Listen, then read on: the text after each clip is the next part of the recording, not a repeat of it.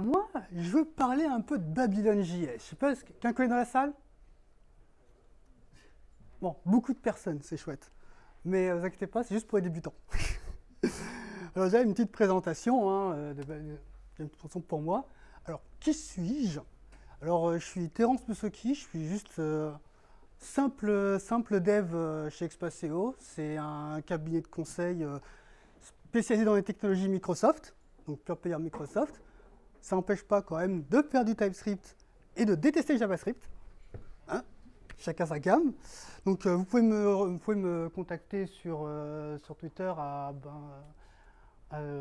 ce login Twitter. Voilà. Et donc on va pouvoir maintenant commencer. Alors, bon, je ne sais pas si vous l'avez un peu remarqué au titre de la démo, mais moi, en fait, j'aime bien les dessins animés japonais. Donc, c'est les dessins animés que pas beaucoup de personnes ne connaissent. Voilà, histoire de Saint Seiya, Fate, etc., Gundam.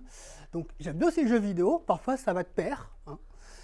Je parle d'Armored Core, ceux qui connaissent plus Final Fantasy VII. Donc, tout ce qui est RPG, tout ce qui est jeux de foot, jeux de robots, beaucoup de jeux de robots, je ne sais pas si vous avez remarqué un peu à mon fond d'écran, et aussi jeux de combat. Être geek et être otak, ça apporte quand même de très bons souvenirs. Par exemple, dans des conventions, on rencontre beaucoup de personnes, même beaucoup trop de personnes, et des souvenirs que parfois on aimerait oublier. Donc, je ne sais pas si vous reconnaissez. Ça aussi. Ouais. Ouais. On se refait pas. Alors. Alors. Pour moi, c'est même panier. Alors bon. Pourquoi est-ce qu'en fait je vais parler de Babylon.js? C'est que durant la dernière présentation, une présentation de Microsoft Tech Days 2014, ça remonte quand même, il y a un petit groupe de personnes qui sont arrivées sur scène, si on se peut dire, en disant ouais alors on vous présente Edge, c'est génial, et avec Edge on vous présente un petit truc 3D qu'on a fait ensemble, Babylon.js. Alors, ceux qui se souviennent de cette séance plénière, où en plus il y avait une superbe démo, on voyait une maison hantée avec une tombe où c'était marqué ici repose Internet Explorer. Ça avait bien fait rire tout le monde, jusqu'au jour où le lundi suivant il fallait revenir au boulot et dire compatibilité IE6, n'oublie pas, bisous. Ça avait l'air pas mal, puisque Babylon.js, donc c'est maintenant je peux en parler, c'est un moteur 3D fait avec WebGL, qui sert en fait à pouvoir créer donc des jeux ou autres applications 3D et 2D aussi sur navigateur. Alors qu'auparavant, il fallait soit utiliser des moteurs propriétaires ou des moteurs open source et que ce soit compatible, sur sur la plateforme, donc client lourd. Ma première réaction en voyant ce moteur qui était fait à la base, en JavaScript. Pourquoi faire ça en fait? Pourquoi s'amuser à faire un moteur 3D dans un navigateur? Eh bien, on va pouvoir en discuter à peu près aujourd'hui. Alors, auparavant, j'ai essayé beaucoup d'autres moteurs 3D. Donc, j'en ai utilisé quelques-uns. Irlich, qui est un moteur open source 3D allemand. Je ne sais pas pourquoi, mais je l'ai utilisé. Ogre 3D, qui à l'époque était le plus connu. Bon, ça remonte à entre 2006 et 2010, donc ça, ouais, c'est assez loin. Mais les tout nouveaux, c'est-à-dire il y a Unity qui lui est fait en C#, Unreal Engine que tout le monde connaît, c'est le moteur d'Epic pour Fortnite, etc.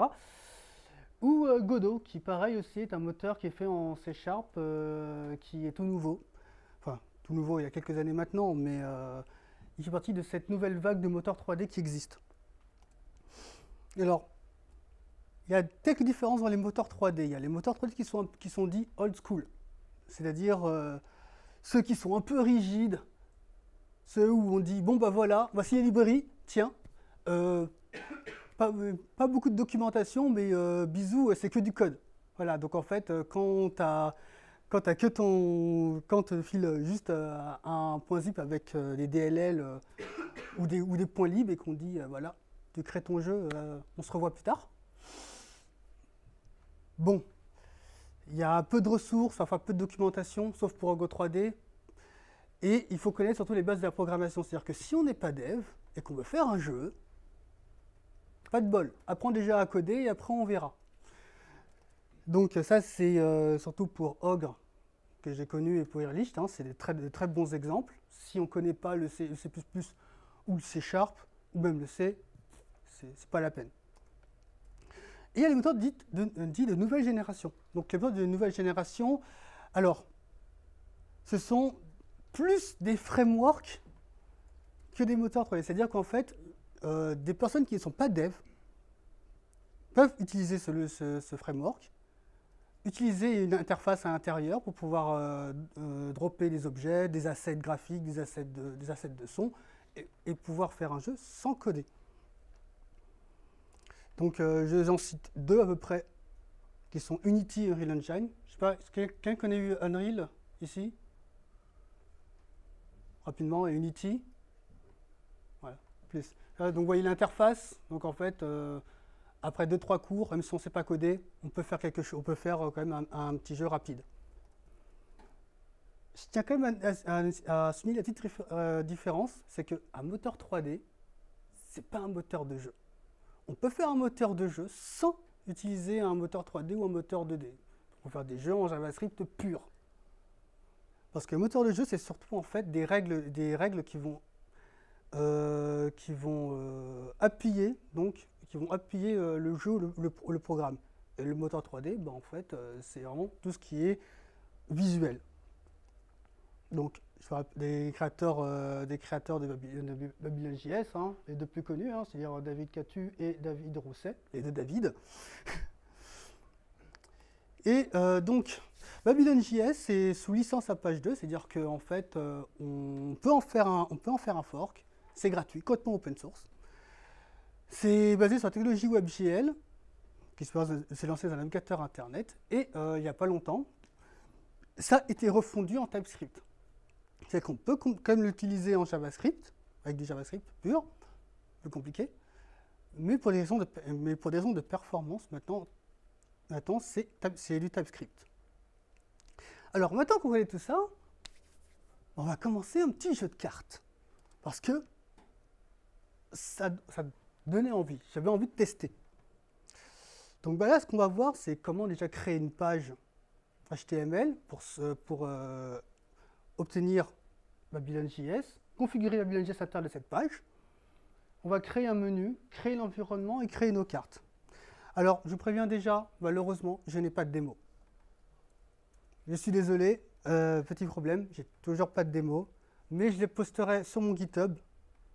Vous pourrez donc le voir, le tester, le bidouiller et m'insulter sur Twitter parce que vous direz que je ne sais pas coder.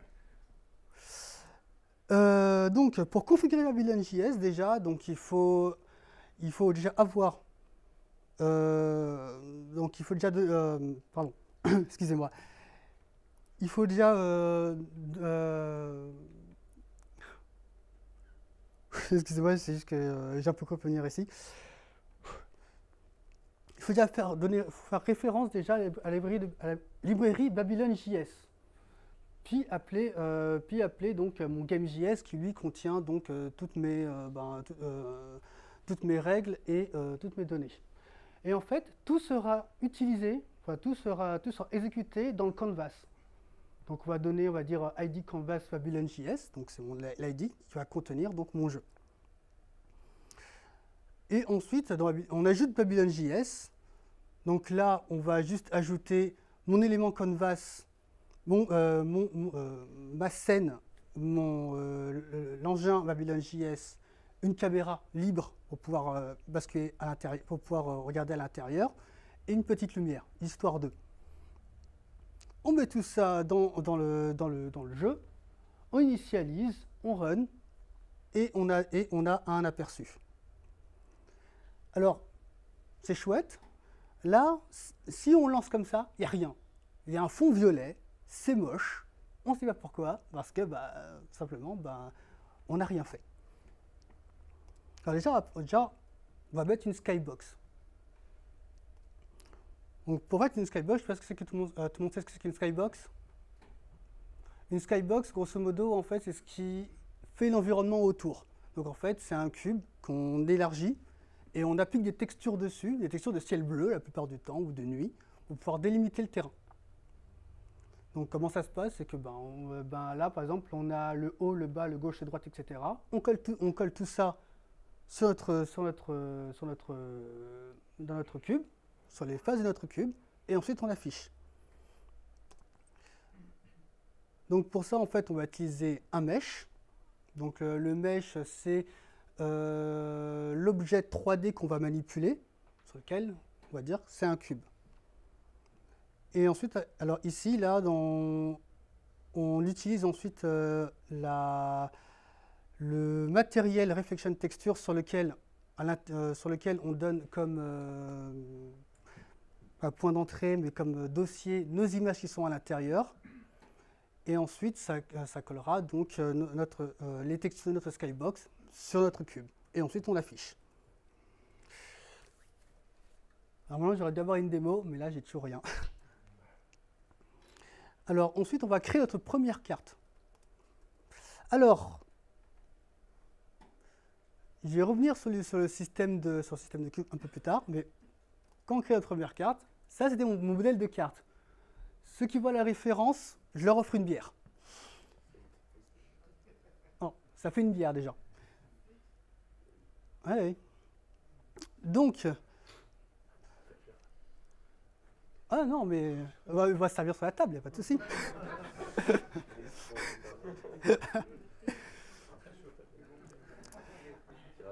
Ouais, merci. Au niveau de la page HTML, donc, alors en fait, le moteur Babylon est dirigé en plusieurs modules. Il y a le module principal, donc Babylon, qu'on a initialisé au tout début, qu'on a mis en référence. Et là, on va utiliser le Babylon JS Loader. Pourquoi Loader? Parce qu'en fait, un mesh, qui est un ensemble de points et de vertices, en fait, il y a plusieurs formats. C'est-à-dire que là, moi, sur ma carte, j'ai utilisé le Mesh Builder de Babylon, ce qui fait qu'en fait, il va me créer la figure parce que c'est à l'intérieur du moteur. Mais par exemple, pour un designer, un graphiste, lorsqu'on va lui dire « fais-moi un cheval », ce cheval, il va falloir quand même l'initialiser. Donc en fait, pour ça, il y a des fichiers 3D externes qui sont sur plusieurs formats. Ça peut être du point OBJ, du point STL, du point max. Donc tout ce qui est... j'ai oublié, c'est pas Photoshop. 3ds Max. 3ds Max. Donc pour pouvoir qu'il soit game ready, il faut pouvoir quand même le mettre dans notre programme. Alors, les loaders permettent justement de pouvoir loader pour l'instant les 3 différents fichiers externes que vous voyez, 3 types de fichiers externes, qui sont le point OBJ, qui est un fichier open source, le point STL et le point GLTF. Le point GLTF, non, je préfère ne rien dire parce que je ne suis pas sûr, mais normalement... Je crois que le point GLTF, c'était un format qui a été créé pour Babylon. Mais je ne suis pas sûr. Donc, on va essayer notre objet.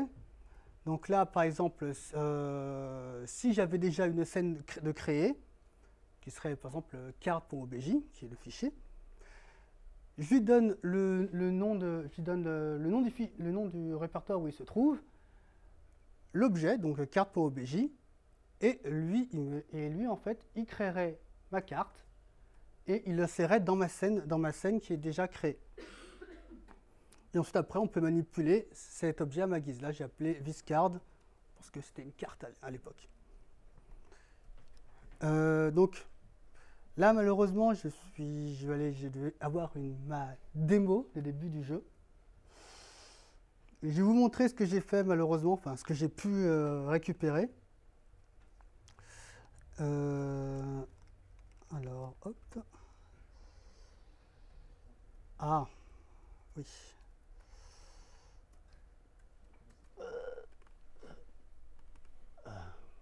Est-ce que les gens voient?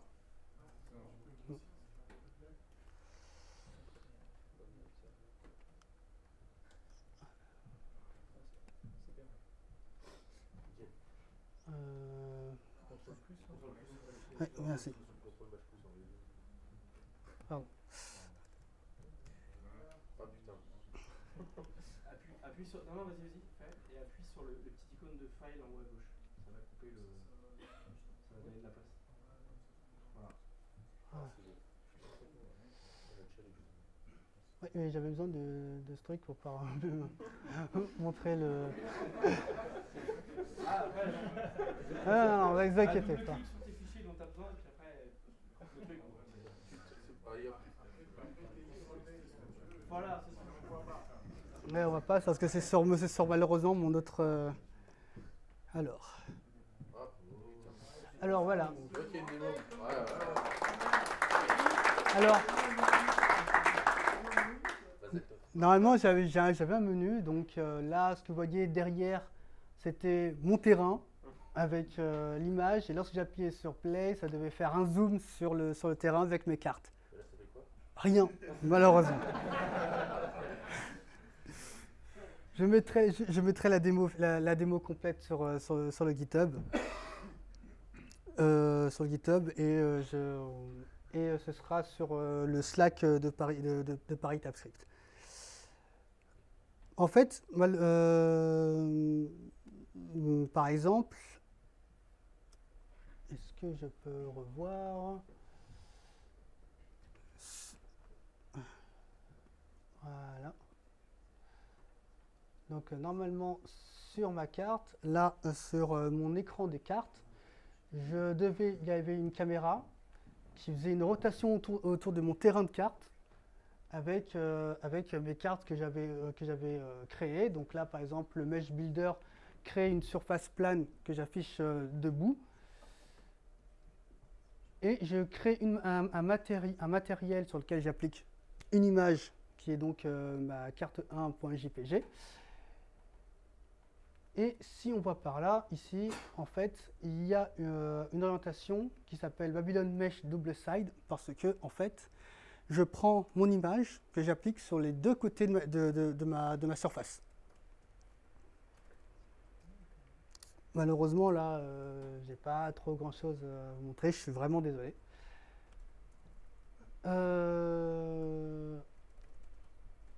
Si on regarde où se trouve ici, j'avais 3 cartes devaient s'afficher. J'avais celle-ci, celle-là et celle-là. Ah bah j'ai dit au début, hein. Alors, comme j'ai dit, c'était pour commencer à créer un jeu de cartes. Ce qu'il faut, mais d'ailleurs, j'ai parlé j'ai parlé que du début pour apprendre à faire un jeu de cartes, sachant que, je vais reprendre ici, sachant que derrière, il y a aussi les animations, la gestion de lumière, la gestion des particules, la création des matériels, comme je l'ai un petit peu montré rapidement avec ma carte, et plein d'autres choses. Pour aller plus loin, BabylonJS, c'est une documentation, donc sur DocBabylonJS. Les forums sont disponibles, hein, c'est là où j'ai pu récupérer toutes les réponses à mes questions. Et il y a un playground, ce qui fait qu'en fait, si vous n'avez pas envie de créer un serveur, créer tous les fichiers que j'ai créés pour afficher une première scène, vous pouvez le faire tout simplement sur le site de Babylon. Et là, je vais revenir à ça. Par exemple, ici, où juste en mettant du texte, en mettant votre code, vous avez donc votre image. Et ça, c'est pour plein de choses. Donc, vous pouvez mettre votre image, vous pouvez mettre du son, vous pouvez mettre des assets 2D et créer votre propre jeu, que ce soit en TypeScript ou en JavaScript. Il y a les deux onglets qui sont là. Voilà. Donc voilà, j'ai fait très court parce que je sais que vous avez super faim. Donc voilà. Question ?